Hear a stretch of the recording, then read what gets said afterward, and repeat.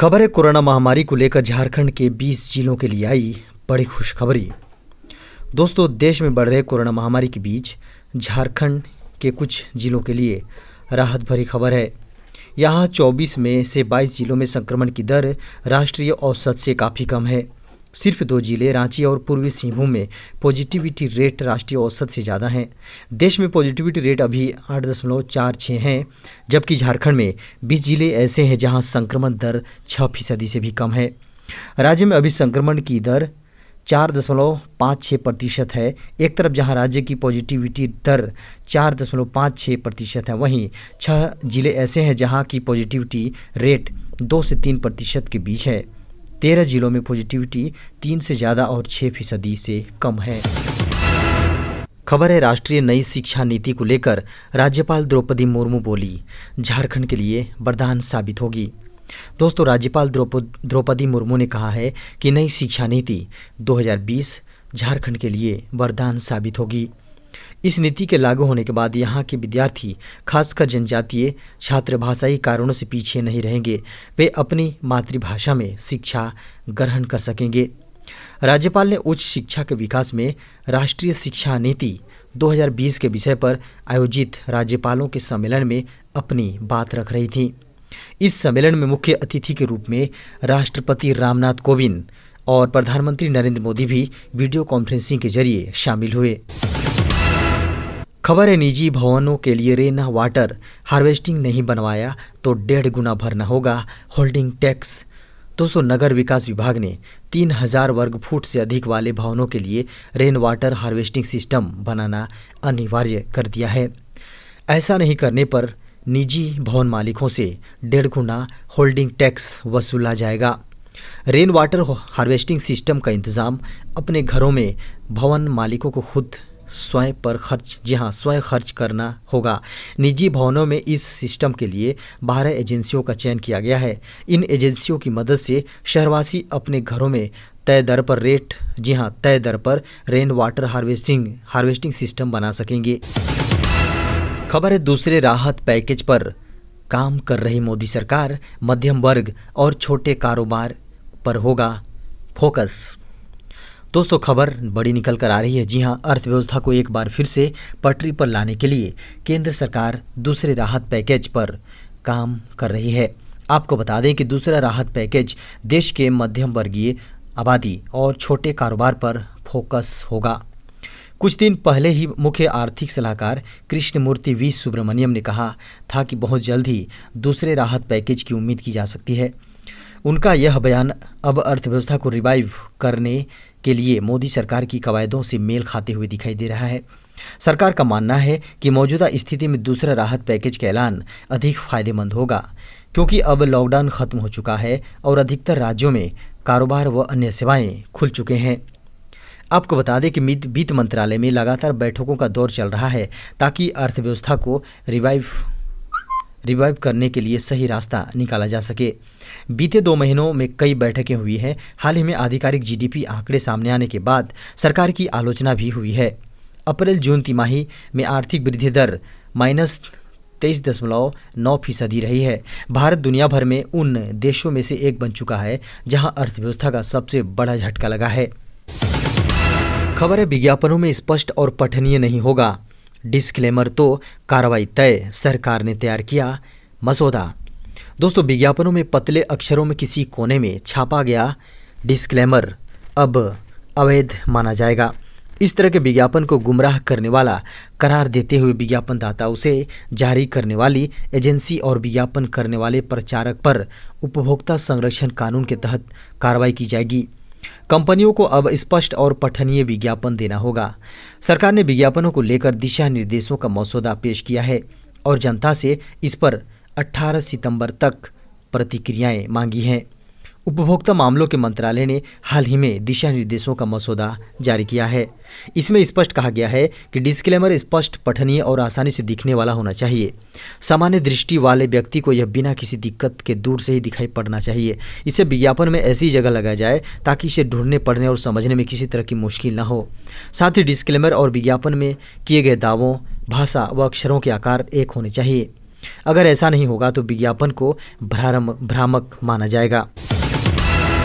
खबर है कर्जधारकों को मिलेगी राहत, 10 लाख करोड़ के कर्ज को रिस्ट्रक्चर कर सकते हैं बैंक।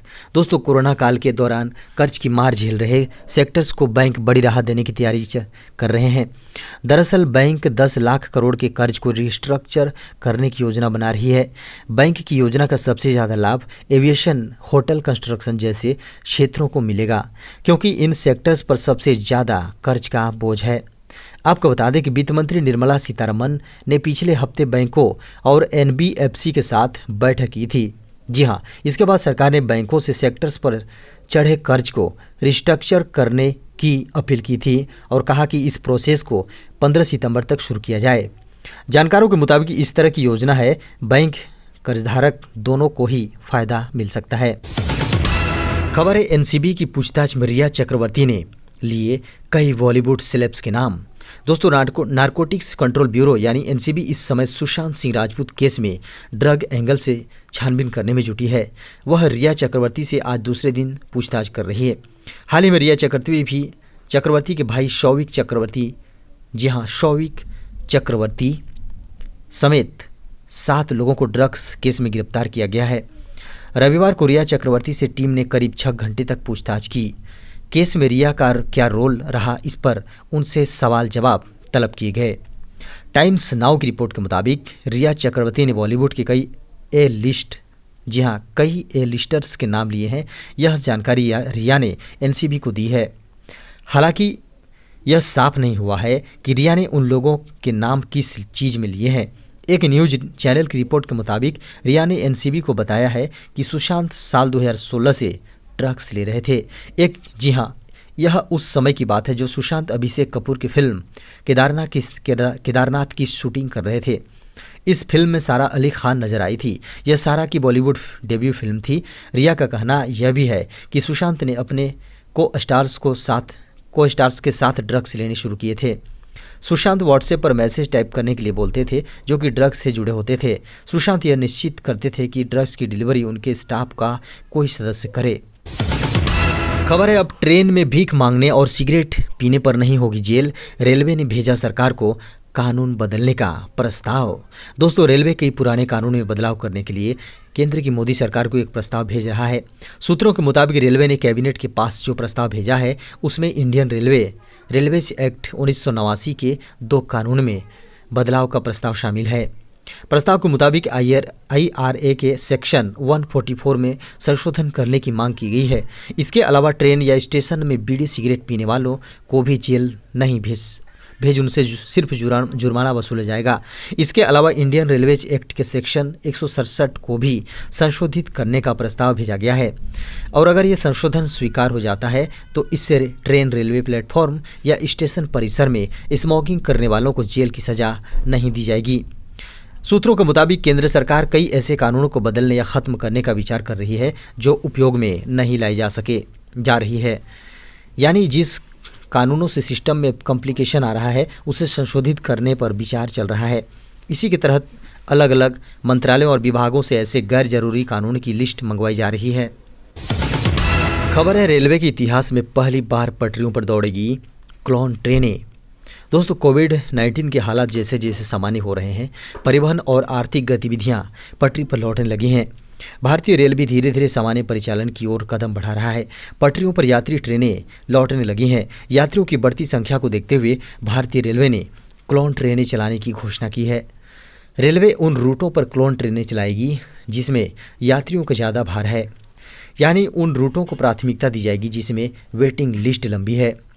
भारतीय रेलवे के इतिहास में पहली बार क्लोन ट्रेनें पटरियों पर दौड़ेंगी। ये क्लोन ट्रेनें मौजूदा विशेष ट्रेनों की ही क्लोन होगी।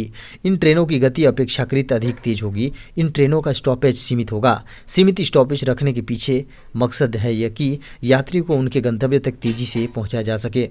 आपको बता दें कि स्पेशल ट्रेनों के क्लोन के रूप में चलाई जा रही इन ट्रेनों में 3 श्रेणी के एसी कोच को प्राथमिकता दी जाएगी। मौजूदा विशेष मेल और एक्सप्रेस ट्रेनों की तुलना में इन क्लोन ट्रेन की स्पीड ज़्यादा होगी। ट्रेनों की वेटिंग लिस्ट को ध्यान में रखते हुए रेलवे यात्रियों को विकल्प देगी। कुछ चुनिंदा स्टेशनों के लिए यात्रा कर रहे मुसाफिरों को विकल्प मिलेगा कि वो चाहे तो क्लोन ट्रेन से सफ़र कर सकते हैं। प्रतीक्षा सूची में रहे यात्रियों को उनकी मंजिल तक पहुंचाने के लिए क्लोन ट्रेन का ऑफर होगा। तो दोस्तों, ये था अब तक की बड़ी खबर, ब्रेकिंग न्यूज, मुख्य समाचार और ताज़ा खबरों की सुर्खियां। दोस्तों, आपसे रिक्वेस्ट है कि इस चैनल को आप सब्सक्राइब कर लीजिए, वीडियो को लाइक कीजिए, अपने दोस्तों को वीडियो शेयर कीजिए और बेल की आइकन को दबाइए ताकि हमारे आने वाले सभी ब्रेकिंग न्यूज की नोटिफिकेशन आपको सबसे पहले मिल सके। और अब इजाज़त दें, नमस्कार।